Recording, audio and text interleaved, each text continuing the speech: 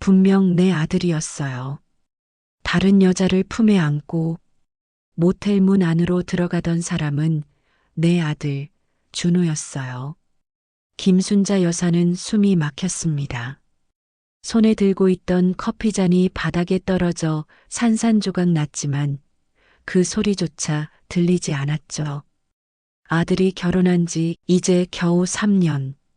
그런데 낯선 여자와 함께 있는 모습을 자신의 눈으로 직접 본 순간 가슴이 쿵 내려앉았습니다.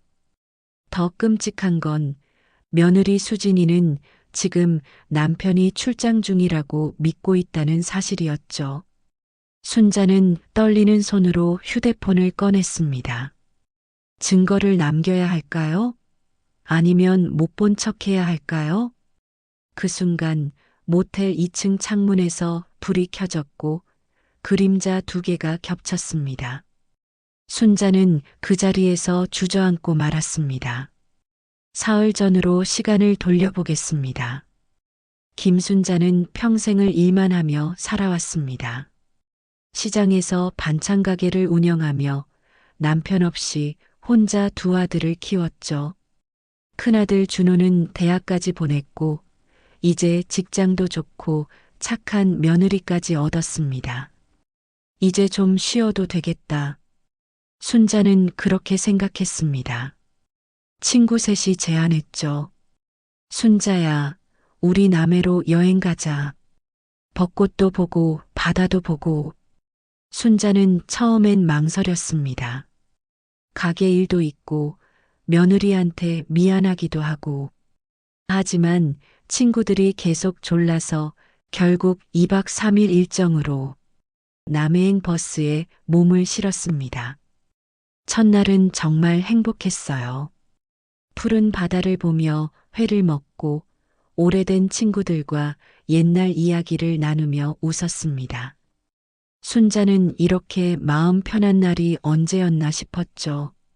둘째 날 오후 숙소 근처 작은 카페에 앉았습니다. 바다를 내려다보는 2층 자리였어요. 친구들은 케이크를 주문하고 순자는 아메리카노를 시켰습니다. 아이고, 여기 경치 좀 봐.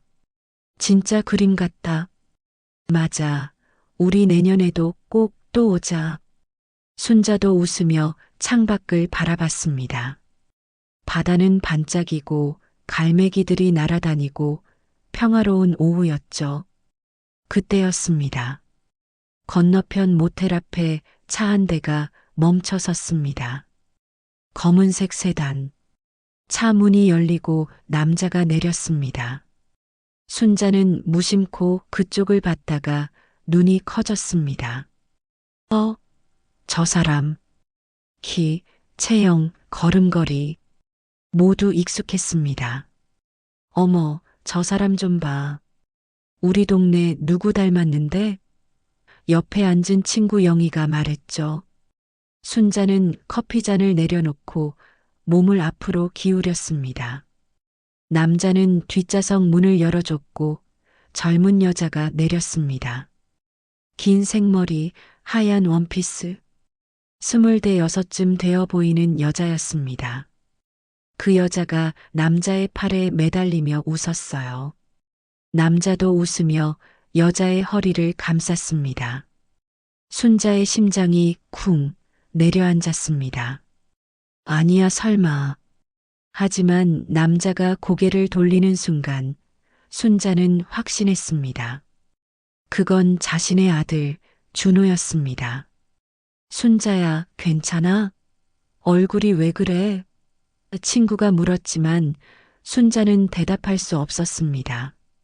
준호와 그 여자는 모텔 로비로 들어갔습니다. 체크인하는 모습이 유리문 너머로 보였어요. 순자는 떨리는 손으로 휴대폰을 꺼냈습니다. 사진을 찍어야 할까요? 아니면 당장 달려가서 아들을 불러 세워야 할까요? 머릿속이 하얗게 변했습니다. 순자야. 야, 김순자. 친구가 어깨를 흔들었지만 순자는 그저 멍하니 모텔 입구만 바라보고 있었습니다. 5분 후 준호와 그 여자는 2층으로 올라가는 계단을 걸어갔습니다. 둘은 손을 꼭 잡고 있었죠. 순자는 그 순간 손에서 커피잔을 놓쳤습니다. 쨍그랑 커피가 바닥에 쏟아지고 잔이 깨졌습니다. 어머, 순자야. 괜찮아? 친구들이 황급히 일어섰지만 순자는 그저 멍한 표정으로 앉아 있을 뿐이었습니다. 그날 저녁 순자는 숙소로 돌아왔지만 아무것도 먹을 수 없었습니다. 친구들은 걱정스러운 눈으로 물었죠. 순자야, 무슨 일 있어? 오늘 너무 이상해. 아니야, 그냥 좀 피곤해서 그래. 순자는 방으로 들어가 문을 잠갔습니다. 그리고 침대에 주저앉았죠. 내가 잘못 본 걸까? 설마 내 아들이 그럴 리가 없어. 하지만 아무리 생각해도 그건 준호였습니다. 얼굴도 목소리도 입고 있던 회색 재킷까지 작년 생일에 수진이가 사준 그 재킷이었어요. 순자는 휴대폰을 꺼내 준호에게 전화를 걸려다가 멈췄습니다. 만약 지금 전화하면 뭐라고 하지? 너 지금 어디야? 라고 물으면 거짓말을 할까? 아니면 들킬까봐 화를 낼까? 순자는 대신 며느리 수진에게 전화를 걸었습니다. 여보세요? 어머니.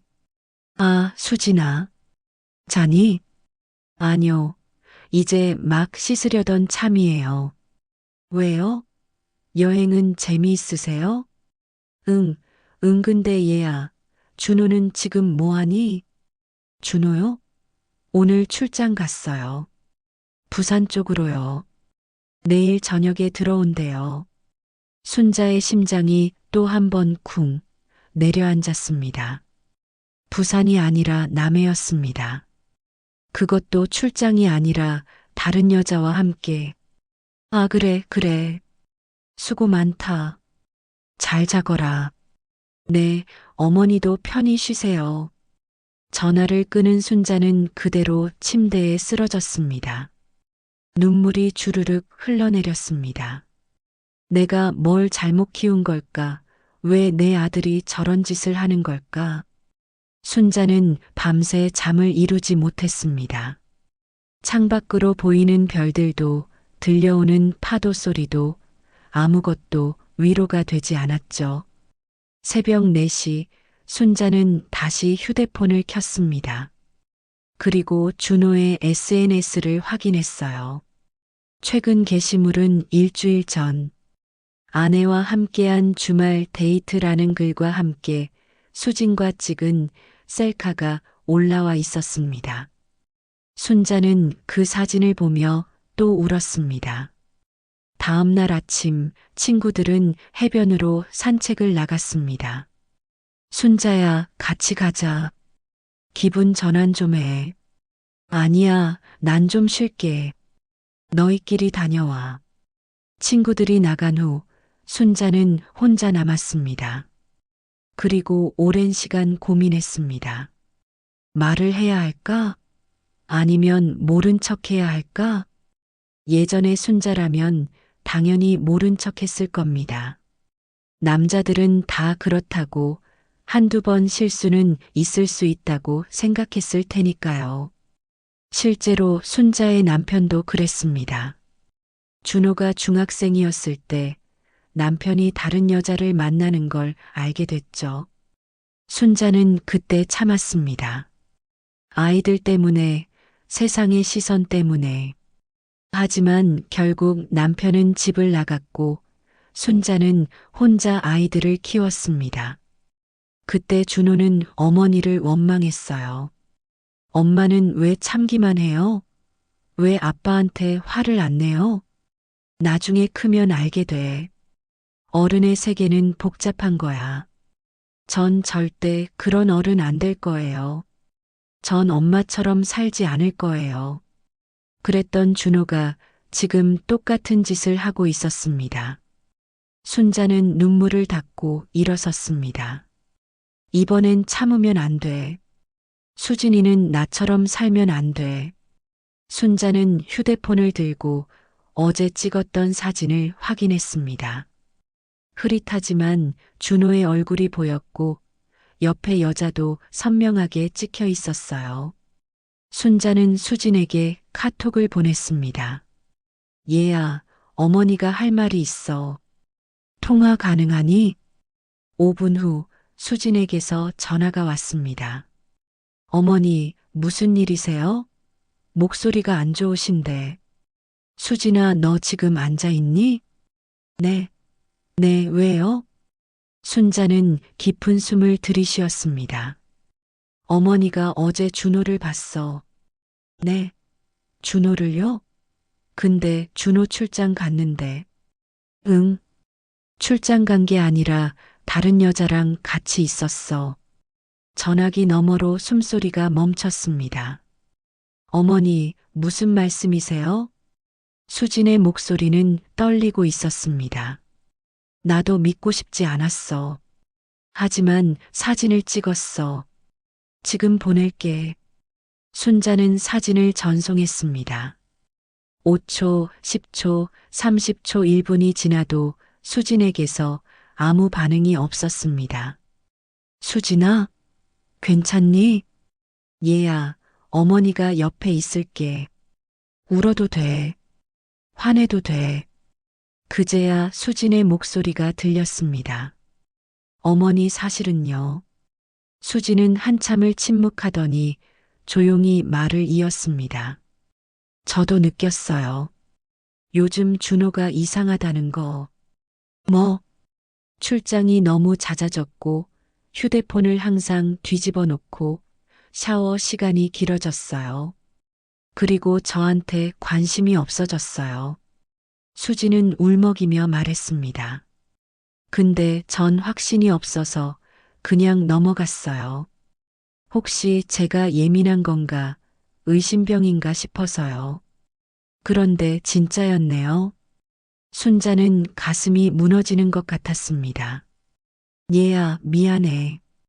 어머니가 아들을 잘못 키웠어. 아니에요, 어머니. 어머니 잘못이 아니에요. 수진아, 너 지금 어디 있니? 집에요. 그럼 짐 싸. 어머니 집으로 와. 네. 어머니가 너 지켜줄게. 이번엔 제대로 할 거야. 수지는 한동안 말이 없었습니다. 그러다 조용히 말했죠. 어머니 감사해요.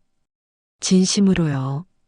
그날 저녁 수지는 큰 캐리어 하나를 끌고 시댁으로 왔습니다. 순자는 여행을 하루 일찍 끝내고 서울로 돌아왔죠. 두 사람은 거실 소파에 나란히 앉았습니다. 수진아, 우리 계획을 짜야 해. 네. 준호한테 바로 따질 수도 있어. 근데 그러면 변명만 늘어놓을 거야. 우리가 증거를 더 확보해야 해. 수지는 고개를 끄덕였습니다. 어머니, 저도 사람답게 살고 싶어요. 순자는 며느리의 손을 꼭 잡았습니다. 그래, 우린 사람답게 살 자격이 있어. 이틀 후, 준호가 집에 돌아왔습니다. 다녀왔어. 거실에는 수진과 순자가 나란히 앉아 있었습니다. 엄마, 언제 오셨어요? 어제 왔어. 여행 끝나고. 아, 그러셨구나. 수진아, 나 배고픈데 밥 있어? 수진은 대답 없이 준호를 바라봤습니다. 왜 그래? 무슨 일 있어? 준호야, 앉아. 순자의 목소리는 차가웠습니다. 왜요? 무슨 일인데? 앉으라니까. 준호는 어머니의 표정이 심상치 않다는 걸 느꼈습니다. 천천히 소파에 앉았죠. 준호야, 지난 이틀 동안 어디 있었니? 부산이요. 출장 갔었잖아요. 부산? 네. 순자는 휴대폰을 꺼내 사진을 보여줬습니다. 그럼 이건 뭐니? 사진 속에는 준호가 낯선 여자와 모텔로 들어가는 장면이 찍혀 있었습니다. 준호의 얼굴이 순식간에 하얗게 변했습니다. 이건 남해였어. 부산이 아니라. 엄마, 이건 오해예요. 진짜 그냥 오해? 수진이 끼어들었습니다. 그냥 뭐가 그냥이에요? 그냥 손잡고, 그냥 껴안고, 그냥 모텔 들어간 거예요? 수진아, 진짜 아무것도 아니야. 그냥 회사 후배인데. 거짓말하지 마. 순자가 소리쳤습니다. 회사 후배랑 모텔을 가? 그것도 거짓말까지 하면서 준호는 할 말을 잃었습니다. 준호야, 내 아버지 기억나니? 엄마, 그건 왜 갑자기? 내 아버지도 똑같았어. 거짓말하고, 바람 피우고, 나한테 미안하다고 빌고. 그러다 결국 집을 나갔지. 순자의 목소리는 떨렸습니다. 그때 너 뭐라고 했어? 엄마한테. 왜 참기만 하냐고, 왜 화를 안 내냐고 그랬잖아. 엄마. 근데 넌 지금 내 아버지랑 똑같은 짓을 하고 있어. 준호는 고개를 숙였습니다. 수진이 조용히 말했습니다. 당신, 우리 헤어져요. 뭐? 전 더 이상 못 참겠어요. 믿었던 사람한테 배신당하는 기분이 어떤지 알아요? 수진아, 제발 한 번만 용서해줘. 진짜 잘못했어. 준호는 무릎을 꿇었습니다. 하지만 수진은 일어섰습니다. 어머니, 저 방에 좀 있을게요. 수진은 방으로 들어가 문을 닫았습니다. 그날 밤 집안은 무거운 침묵에 휩싸였습니다. 준호는 거실 소파에 앉아 고개를 떨구고 있었고 순자는 수진이 있는 방 앞에 서 있었습니다. 얘야, 문 좀 열어줄래? 조용히 문이 열렸습니다. 수진은 침대에 앉아 베개를 끌어안고 있었어요. 순자는 옆에 앉으며 말했습니다. 수진아, 어머니가 예전에 너한테 했던 말 기억나니? 무슨 말이요? 결혼은 서로 참는 거라고, 남자는 다 그렇다고. 수진은 고개를 끄덕였습니다. 근데 어머니가 틀렸어. 네, 결혼은 참는 게 아니야. 서로 존중하는 거지. 그리고 남자가 다 그런 게 아니라 그런 남자를 우리가 용납하면 안 되는 거야. 순자는 수진의 손을 잡았습니다. 어머니는 평생 참고 살았어. 남편한테도 세상한테도. 그게 여자의 미덕이라고 믿었으니까. 어머니. 근데 그렇게 살다 보니까 어머니는 사라져 버렸어. 김순자라는 사람이 없어지고 그냥 누군가의 아내, 누군가의 엄마로만 남았지. 순자의 눈에 눈물이 고였습니다. 너는 그렇게 살지 마. 너는 수진이로 살아야 해. 수진도 울었습니다. 어머니, 근데 전 무서워요. 혼자가 되는 게 혼자가 아니야. 어머니가 있잖아. 두 사람은 한참을 안고 울었습니다. 밖에서는 준호가 문 앞에 서 있었습니다. 그는 안에서 들려오는 울음소리를 들으며 주먹을 쥐었죠. 다음 날 아침 준호는 회사에 휴가를 냈습니다. 엄마, 수진아, 내가 상담 받을게. 뭐? 심리 상담. 부부 상담도 받고 싶어. 내가 왜 이런 짓을 했는지 알고 싶어. 수진은 놀란 표정으로 준호를 봤습니다. 진심이에요? 응, 진심이야. 너를 잃고 싶지 않아. 근데 지금의 나로는 안 될 것 같아. 나부터 바뀌어야 해. 순자는 아무 말도 하지 않았습니다. 그저 아들을 바라볼 뿐이었죠. 준호야, 내 엄마. 어머니는 너를 용서할 수 없어. 하지만 수진이가 너를 용서한다면 그건 수진이 선택이야. 준호는 고개를 숙였습니다. 수진은 한참을 생각하더니 말했습니다. 당분간 떨어져 살아요. 당신이 정말 변할 수 있는지 보고 싶어요. 알았어. 내가 나갈게. 아니에요. 제가 나갈게요. 친정에 가 있을게요. 일주일 후 수지는 친정으로 갔습니다. 순자는 그 과정을 지켜봤고 준호는 혼자 남았습니다. 그리고 한 달이 지났습니다. 준호는 매주 상담을 받았습니다. 개인 상담, 부부 상담. 처음엔 어색했지만 점점 자신을 마주하게 됐죠. 저는 사랑받지 못한다는 두려움이 있었어요. 상담사는 고개를 끄덕였습니다. 아버지가 떠나신 후로 저는 항상 불안했어요. 언젠가 저도 버려질까봐. 그래서 먼저 상처를 주셨군요. 내 버려지기 전에 제가 먼저 떠날 준비를 한 것 같아요. 그게 바람으로 나타난 거죠. 준호는 자신의 아버지를 닮아가는 게 두려웠다고 고백했습니다. 한편 수지는 친정에서 자신을 돌아봤습니다. 나는 왜 계속 참았을까? 왜 준호의 변화를 눈치챘으면서도 모른 척 했을까? 수진의 어머니가 말했습니다. 내가 착해서 그래. 너무 착해. 착한 게 문제예요? 착한 건 좋지. 근데 자기를 잃어버릴 정도로 착하면 안 돼. 너도 소중한 사람이야. 수지는 그 말에 많은 생각을 했습니다.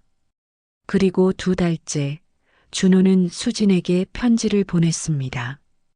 수진아, 나는 지금 나를 배우고 있어. 30년을 살면서 한 번도 제대로 나를 본 적이 없었던 것 같아. 상담을 받으면서 알게 됐어. 내가 얼마나 겁이 많은 사람인지, 얼마나 불안한 사람인지. 그 불안을 내게 떠넘겼어. 미안해. 그리고 고마워. 나한테 나를 볼 시간을 줘서. 수지는 그 편지를 읽고 또 울었습니다.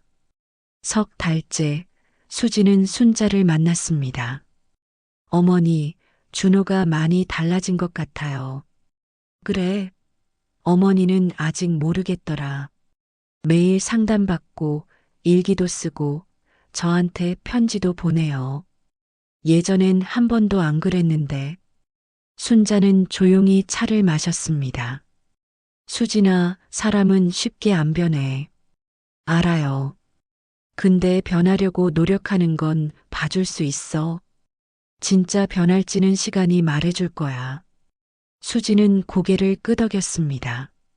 어머니, 전 당분간 더 혼자 있어 보려고요.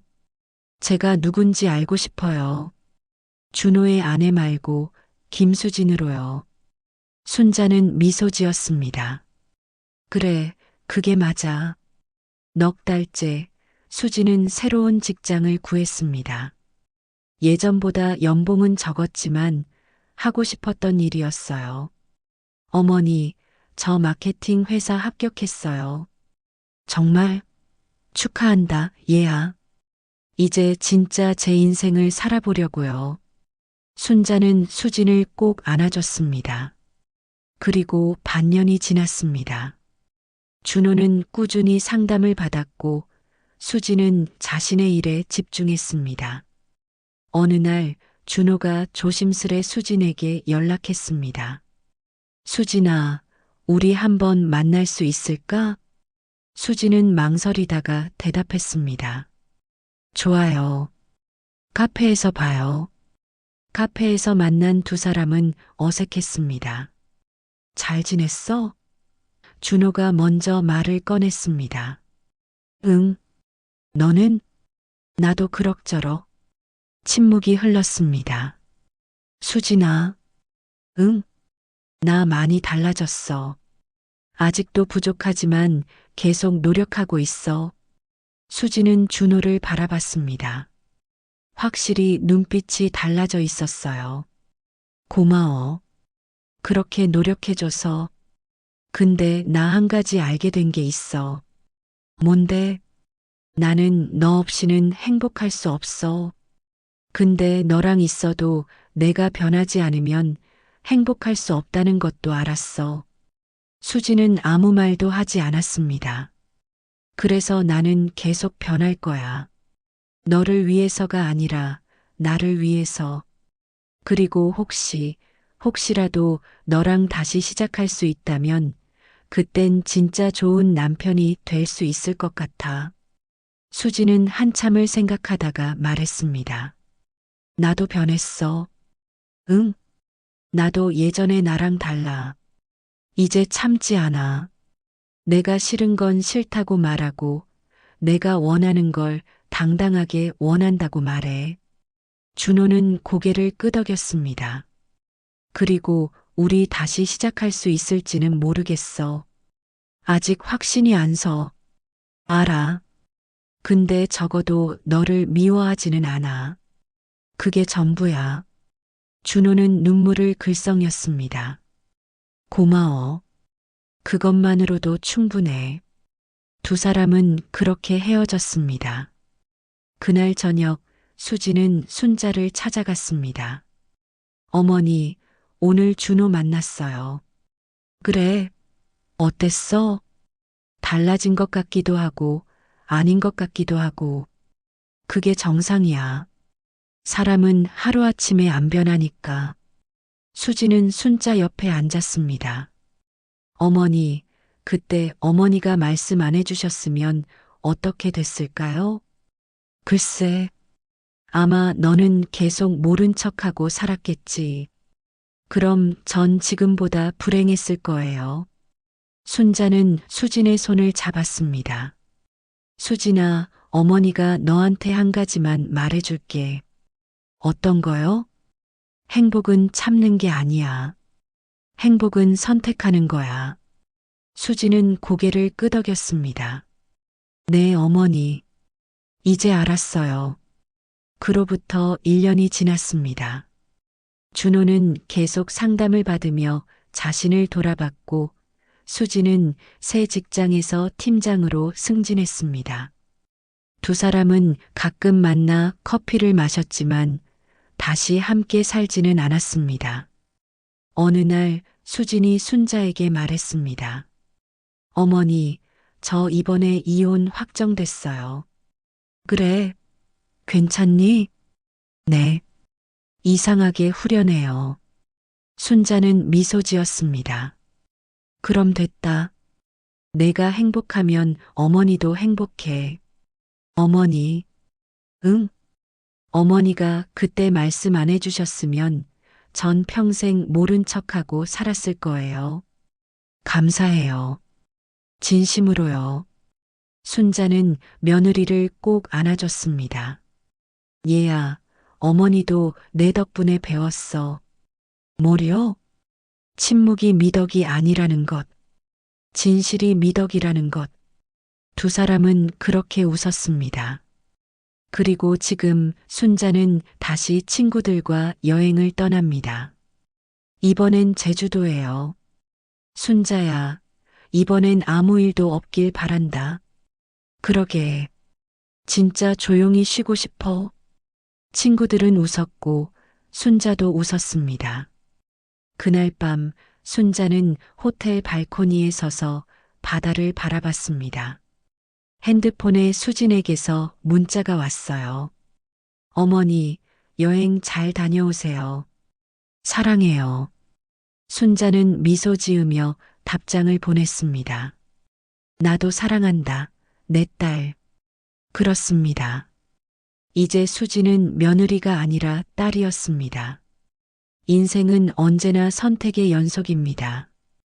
침묵할지, 진실을 말할지, 용서할지, 떠날지. 하지만 중요한 건 어떤 선택을 하든 스스로를 잃지 않는 것. 그것이 진짜 용기입니다. 그리고 때로는 가장 힘든 선택이 가장 옳은 선택이 되기도 합니다. 김순자와 김수진 두 여자는 그렇게 새로운 인생을 시작했습니다. 각자의 방식으로, 각자의 속도로. 하지만 함께였습니다. 그것으로 충분했습니다.